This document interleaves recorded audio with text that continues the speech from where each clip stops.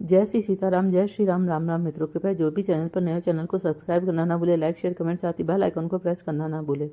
भक्त के भक्त बने श्री हरि। आइए एक छोटी सी कथा के माध्यम से जानते हैं कि कैसे एक भक्त ने भगवान श्री हरि को ही अपना भक्त बना लिया। एक छोटी सी कथा के माध्यम से इस रहस्य को जानते हैं। कहते हैं एक बार श्रीहरि के परम भक्त थे, बहुत ही शांत स्वभाव के वे श्रद्धालु व्यक्ति थे। वे श्रीहरि में बहुत आस्था रखते थे, दिन रात राधा राधा नाम और श्रीहरि का नाम का जप करते थे। लेकिन आज तक उन्होंने बदले में भगवान से कभी कुछ नहीं मांगा, ना यश मांगा, ना धन मांगा, ना यश कीर्ति मांगी, ना किसी तरह की कोई संपदा, ना कोई भगवान के सामने अपनी कोई इच्छा प्रकट की।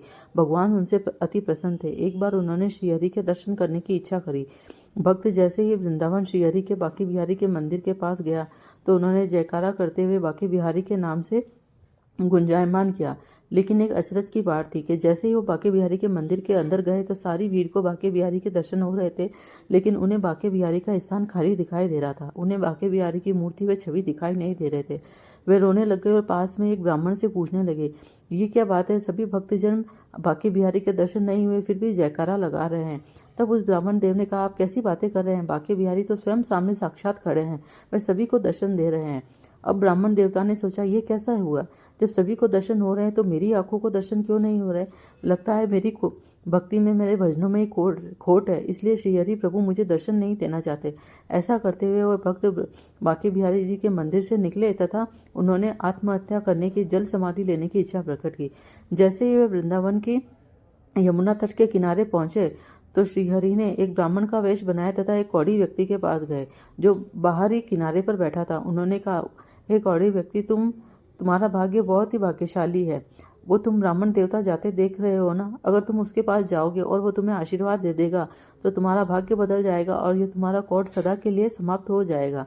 ब्राह्मण देवता की ऐसी बातें सुनकर वह कौड़ी व्यक्ति उस ब्राह्मण देव के पास पहुंचा जो श्रीहरि का भक्त था। उसने जाकर उस ब्राह्मण देवता के पैर पकड़ लिए और कहा कि हे ब्राह्मण देवता, आप मुझे आशीर्वाद दे दीजिए, आपके आशीर्वाद से मेरा कोट ठीक हो जाएगा। तब उस ब्राह्मण देवता ने कहा, अरे भाई, ये तुम क्या कह रहे हो? मैं तो खुद ही बहुत बड़ा पापी हूँ। अगर मैं इतना बड़ा पापी नहीं होता तो आज क्या वो समस्त संसार को बांके बिहारी दर्शन दे रहे थे, लेकिन उन्होंने सिर्फ मुझे दर्शन नहीं दिए। मुझसे बड़ा पापी और दुर्भागी व्यक्ति इस दुनिया में कोई नहीं है। तुम्हारा भाग्य क्यों खराब करते हो? मैं तो स्वयं जल में समाधि लेने जा रहा हूँ। तब वह कौड़ी व्यक्ति माना नहीं, वे उसके पैरों में गिर गया तथा ब्राह्मण देवता से बार बार विनय करने लगा।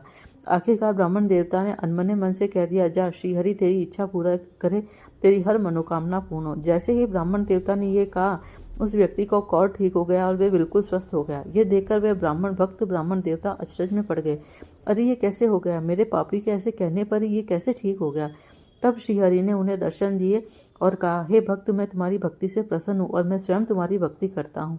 तब उन्होंने श्रीहरि को बांके बिहारी जी को प्रणाम किया। कहा, प्रभु, ये कैसी लीला है? जब मैं आपके दर्शन करने आपके बांके बिहारी मंदिर में आया तो आपने मुझे दर्शन नहीं दिए, और अब ये कैसी लीला है? तब बांके बिहारी जी ने कहा, हे भक्त, मैं स्वयं तुम्हारी भक्ति करता हूँ क्योंकि तुमने निस्वार्थ भाव से मेरा नाम जप किया है। आज तक तुमने मुझसे कुछ नहीं मांगा। ऐसा भक्त जिसने मुझसे आज तक कुछ नहीं मांगा, उसका ऋण था मुझ पर, मैं उसका कर्जदार था। भले एक कर्जदार एक मालिक के सामने कैसे आ सकता है जब उसका वो थोड़ा कर्जा ना उतार सके। जैसे ही तुमने ब्राह्मण देवता को ठीक होने का आशीर्वाद दिया, मेरा थोड़ा कर्जा उतर गया, इसीलिए मैं तुम्हें अपना मुख दिखाने के लिए तुम्हारे सामने उपस्थित हो सका, वरना तुम्हारी भक्ति का मुझ पर इतना कर्ज था कि मैं उसे चुका ही नहीं पाता। इस कारण मैं तुम्हारे सामने नहीं आया। मैं तुम्हारी भक्ति से प्रसन्न हूँ ब्राह्मण देव, जाओ, मैं स्वयं तुम्हारी भक्ति करता हूँ, मैं ये कहता हूँ, लेकिन जाओ, तुम्हारा जीवन सुख संपदा से भरा हो और हर जन्म में तुम्हें मेरी भक्ति का आशीर्वाद प्राप्त हो। जय जय सिया राम, जय श्री राम, राम राम।